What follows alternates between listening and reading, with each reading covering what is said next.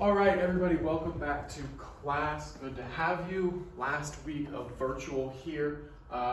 Yesterday we went over the Black Death, bubonic plague, whatever you want to call it, and we're going to continue in this unit of Renaissance and Reformation. We're going to start talking about the Renaissance right now. We're going to be talking about the Renaissance for the rest of the week.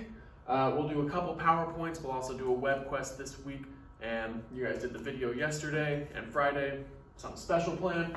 But this is our last week of virtual. We will be returning to the hybrid model when we get back from fall break. We're very excited to have everybody back in the building, even if it is only for 2 days a week. That is all right. So we are going to be starting on the Renaissance. Make sure you have the questions out. Follow along with me with those questions. So as soon as we're done with the video, you can turn those in and be done with the day. Be done. Rest of the time for you. But I'm going to go hit the lights and we are going to get started talking about the Renaissance. So, the Renaissance, what was it?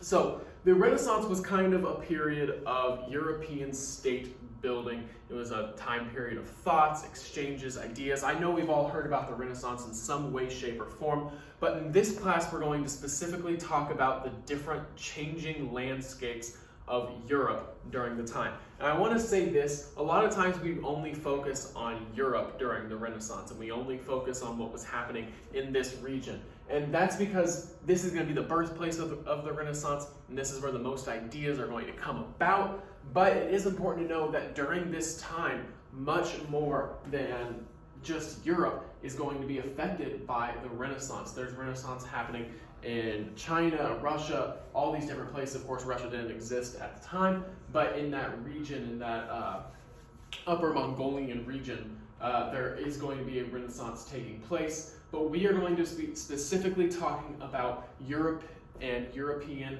state building right now. So in the second half of the 15th century, Europe is going to sort of start recovering from the plague.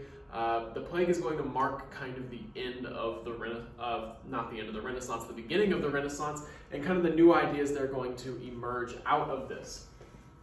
So state building occurred as Europe rebuilt politically, so different countries are going to form here. So out of the Holy Roman Empire, which ruled this entire area, if you remember from the Crusades, that's going to kind of be condensed into where modern day Germany is. You're going to have Portugal and Spain that are going to emerge, France, and then what we call Italy today, and would be Italy in just a couple hundred years after this map depicts. You know, you have different states down here. You have Sicily, which is its own state at the time, Naples, Rome, and then you have the Ottoman Empire emerging out east.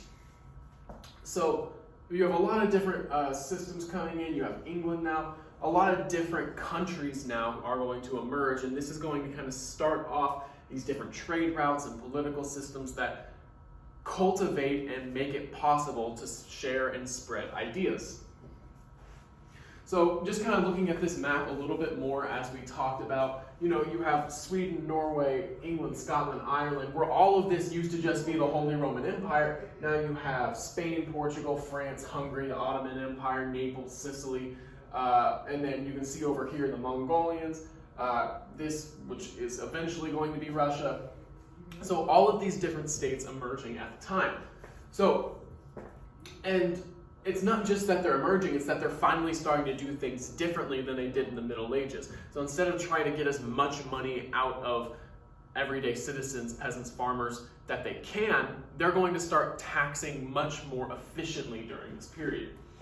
So what I mean by that is it's not going to necessarily be drastically less, but they're taxing according to income. They're not taxing everybody the same. It's a much more efficient system of taxing, and it's going to be different in every country. They create a more effective administrative structure, so the government kind of functions a little bit better instead of the king having all the power. King still has a majority of the power, but you know, local state governments, that kind of thing, they are going to become much more prevalent during this period. And they're going to start raising standing armies, meaning armies that can simply, you don't have to just raise an army because you decide to attack, you raise an army to prevent others from attacking. so that there's less war, so that you're not just only having an army so that you can go attack, or only having an army when it's wartime. You can have an army all the time. So state building is going to be driven by the needs of war. Warfare is very frequent in such a fragmented and competitive political environment. So this is not to say, when I said rising standing arms, and I said you don't just have to build an army because of war. That is true, and that's what I meant, but I'm not saying that there wasn't war at the time. What I'm saying is you have armies that are going to stay around even if you're not at war, if that makes sense. If you're confused by that, please shoot me an email. I know I said it a little oddly, a little bit out of order, but I hope the idea got through. So ordinarily we'd be spending a couple days talking about the 100 Years' War, which was a conflict between England and France over some territory that France held that England believed was theirs. It's going to last not 100 years.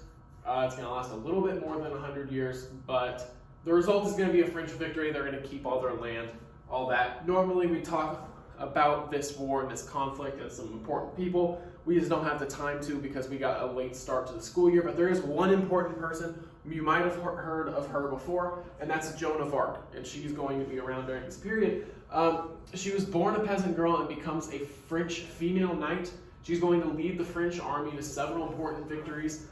She's going to claim that she was sent by God to lead France to victory in the 100 Years' War. She's eventually going to be captured and burned at the stake.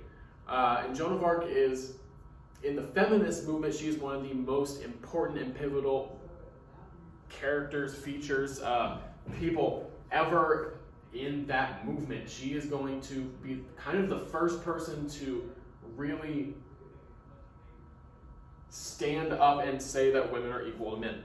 And she's burned at the stake for it. So she's a very important person in world history. And while we don't have a lot of time to talk about the 100 Years' War, I feel like we would be doing a disservice to not at least mention her in this class. So remember Joan of Arc, because even if she's not on your version of the questions today, she might be on your version of the test. So the Renaissance is going to last from the 14th century to the 17th century. Cultural awakening in Western Europe. It's really going to start in Italy, though. So you see you have all of these city-states in Italy. So this is Milan, Venice, Florence, the Kingdom of Naples, Papal State, which is where the Pope would be, Florence. And so this is kind of like, this is all Italy, but it's broken up into different city-states that all have their own autonomy and all have their own decision-making skills. So the Renaissance literally translated into English means a rebirth. It's going to begin in Italy, and let's talk about why it's going to begin in Italy. Why Italy? Why is it going to spark? Why is the Renaissance going to start in Italy specifically? Okay, so Italy had avoided the economic crisis of the Middle Ages. Remember, we talked about how little scientific innovation there was in the Middle Ages, and then we talked about the Black Death yesterday that came about right at the end of the Middle Ages that's going to decimate everybody's economy. Italy's able to avoid that because of where they're located on the map. They are in the center of all trading actions. You can't trade from Europe to Africa, Africa to Asia, or Asia to Europe without going through Italy. You can, but it's a lot harder. So almost all trading that's going to happen is going to happen in Italy, and they have different city-states that are going to emerge that are each responsible for their own type of trade, which is what's going to make Italy so prominent during the time. So let's talk about the major themes of the Renaissance. So the importance of classical learning. So it's a different education that's focused on literature and individuality, and we'll talk about that here in a second. Adventurous spirit and willingness to experiment. So thinking outside the box for the first time, challenging what you know and knowing how to challenge. A focus on realism in art and literature. We're going to go over art on Thursday. We'll look at some art pieces and we'll analyze that a little bit. And then a questioning of traditional religious ideas. So instead of just taking everything that the church says and accepting it for truth, again, can we challenge what we know? Can we prove it? Can we try to understand it better for ourselves? And instead of just accepting everything that church tells us, let's think for ourselves and let's see what we can find out. One of the most important ideas or concepts or movements that's going to come out of the Renaissance is going to be humanism. So humanism is a renewed interest in the classics of Greece and Rome. So these are now about 1,000 years old, and it's a renewed interest in these ideas. So an intellectual movement that focused on the secular. So instead of just reading about God and just reading about your religion, and just having government that's focused on your religion, how about we think about the world? That's what humanism is going to be. Let's think about our experience here on earth instead of getting so wrapped up in what's going to happen after we die. They believed in individualism, so an emphasis on dignity and worth of the individual person. So instead of classifying all of us as one group and then making rules, focus on your individual experience and live life the way that you need to live life. Live life for happiness, live life for joy, live life for dignity.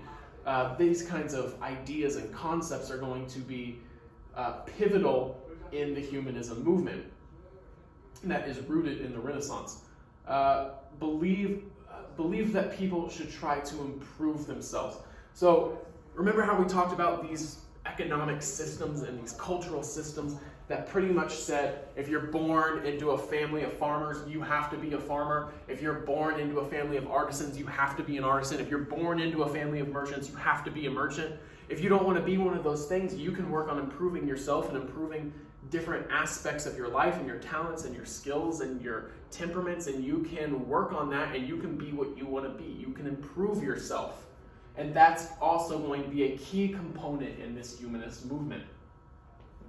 So let's look at some of the important transitions in thought that comes through humanism. So when I say medieval thought, I'm talking about the Middle Ages. Medieval and Middle Ages, they're kind of, they mean the same thing. That's the same time period that we're talking about. So in medieval times, the church and the king are the most important things, and we're going to transition that during the Renaissance into the individual is most important. So you yourself have worth beyond what you mean to the king. That's a new idea. Medieval thought, man is sinful. Humanism, man is good with dignity and value. All right, so in the Middle Ages, you were taught that you were evil. You were taught that you were sinful. You were taught that you had bad intentions.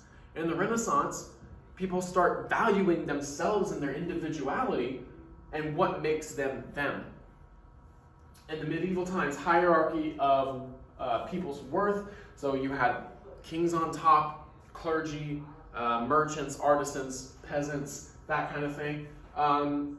That hierarchy system that we talked about. Feudalism is another word for the medieval system that was in place. So, and then in humanism, we have a dignity and worth of all people. So everybody has worth. You know, you don't have to rank society. You can just live your life. That's essentially going to be the humanist thought. Then there are a couple other examples down there as well. I encourage you to pause the video and take a look, but I don't want to take up too much more time right now. Education and literature. So I said that we would talk about this education and literature system and how it transitioned when we get to the Renaissance. So they opened schools that taught the humanities. And what the humanities are, we're going to talk about Greek, Latin, history, philosophy. So instead of schools that just tell you how to do your job, if you were a farmer, you didn't go to school. It wasn't for you. I mean, schools were specifically to tell you how to be a merchant, how to be an artisan, only if you were born into a family of merchants or artisans.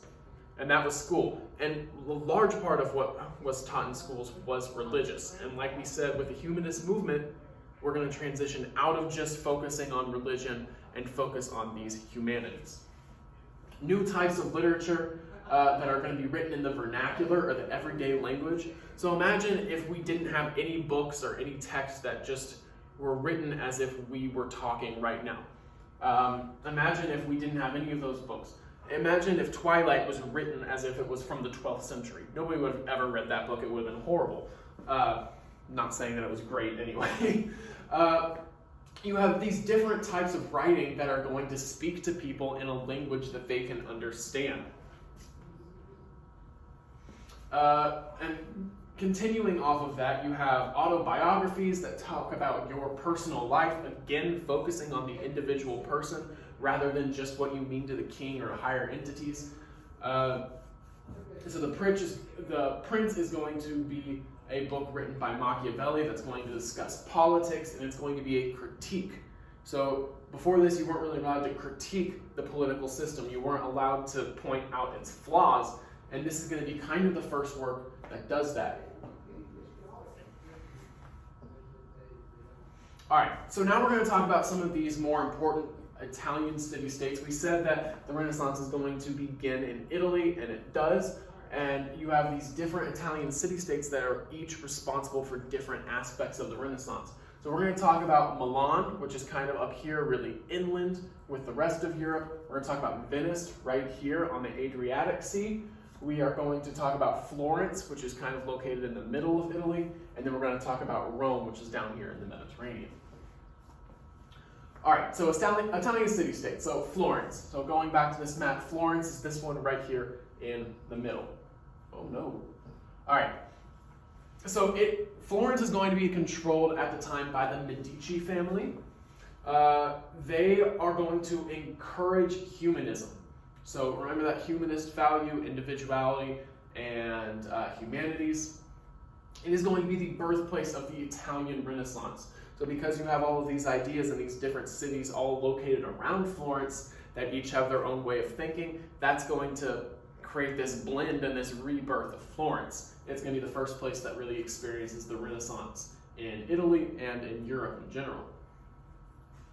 The city was wealthy because of the wool production and banking. You don't necessarily need to know that, but that's how Florence really profited and avoided that major disaster of the Middle Ages and the Black Death. Okay, so the next one we're going to talk about is Rome. So Rome is located down here. It's kind of halfway down the boot of Italy and bordering the Mediterranean Sea. So Renaissance popes had the ancient city rebuilt, so Rome is going to look a little bit different than it did when Caesar is going to announce himself as the Emperor of Rome. They're going to found the Roman Catholic Church. They have large churches and magnificent paintings. So this is kind of going to be the birthplace of the visual Renaissance. So if Florence is the culmination of all the different ideas, Rome's contribution to those ideas are going to be paintings and architecture. Different modes and ways of expressing these ideas are going to come about. And the visual aspects, when you think of Renaissance paintings, these are going to start evolving in Rome. I should mention, most notable effort, rebuilding of St. Peter's Basilica, the largest Christian church in the world. And the rebuilding and repainting and remodeling and that architecture, painting, Renaissance, all that kind of stuff is reflected there. Our third one that we want to talk about is going to be Venice, which is located up here on the Adriatic Sea. That kind of separates Italy from East Asia.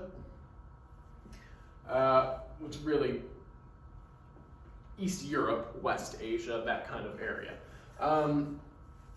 So Venice is going to prosper as a trade city because it's located on the Adriatic Sea. So goods that come in from the Middle East that need to get to Western Europe have to go through that Adriatic Sea, and Venice is the port city there. So they're going to profit from being that port city. They're going to be the wealthiest city.